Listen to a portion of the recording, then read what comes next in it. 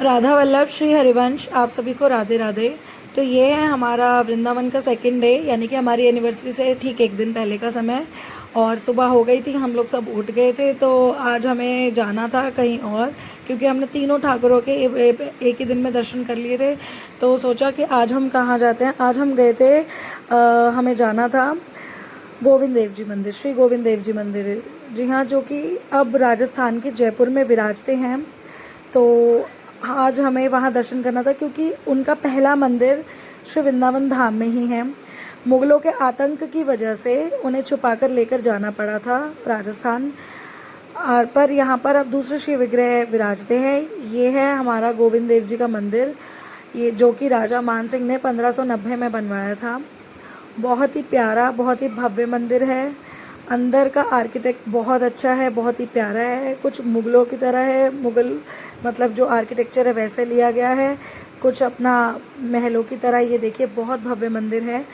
और यहाँ पर ठाकुर जी को भोग लग रहा था। हमने थोड़ी देर वेट किया और उसके बाद ठाकुर जी के कपाट खुल गए थे, पर्दा हट गया था। अब आप लोग भी दर्शन करना है। ये देखिए, ठाकुर जी के दर्शन करिए।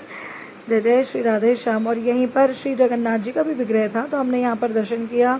धूप बहुत तेज थी, तो हम अपने श्री जी ठाकुर जी को बचाते हुए निकल रहे थे। अब ये है गोपीनाथ जी मंदिर। गोपीनाथ जी मंदिर जब हम गए तो वहाँ पर ठाकुर जी को भोग लग रहा था, पर्दा लगा हुआ था। उन्होंने कहा 20 मिनट बाद आना, तो हमने सोचा चलो इतने 20 मिनट में हम जाते हैं। साथ में एक जगह थी 64 समाधि, तो हमें लगा कि हम बाद में आके दर्शन कर लेंगे, पर दुर्भाग्यवश हमारा दर्शन नहीं हो पाए। गोपीनाथ जी के कपाट बढ़ गए थे। तो हम 64 समाधि में हमने परिक्रमा लगाई। यहाँ 64 संतों की समाधि है, और ये ऐसे संत हैं, ऐसे भक्त हैं श्री जी ठाकुर जी के, कि इनके दर्शन करने से दुखों का नाश हो जाता है, पाप का नाश हो जाता है। उसके बाद शाम को हम आए श्री जी ठाकुर जी के मंदिर, श्री बरसाना धाम, श्री लाडली लाल जी के मंदिर आए। देखिए कितने भव्य दर्शन हो रहे हैं श्री जी ठाकुर जी के, इतने प्यारे लग रहे हैं, इतने भव्य लग रहे हैं। श्री जी की संध्या आरती हमने यहाँ अटेंड की, और श्री जी ने ऐसी कृपा की कि हमें ये मौका दिया कि हमने उनकी आरती अटेंड की।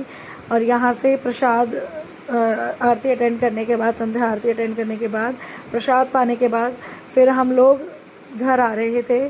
तो मुझे चंपा के फूल बहुत सारे मैंने इकट्ठे किए हुए थे, तो अब हमने सोचा चंपा के फूलों को, क्योंकि होटल रूम में ही हमने श्री जी ठाकुर जी को विराजमान किया हुआ था, तो वहाँ इनको विराजमान करके विश्राम करा दिया था। उसके बाद इनका उत्थापन के बाद इनका फूलों से श्रृंगार किया।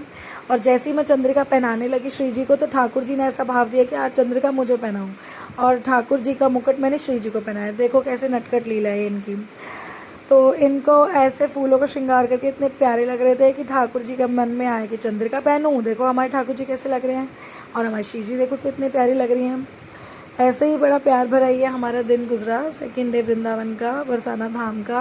हमारे श्री जी ठाकुर जी की बहुत कृपा रही। श्री राधा वल्लभ श्री हरिवंश, राधे राधे।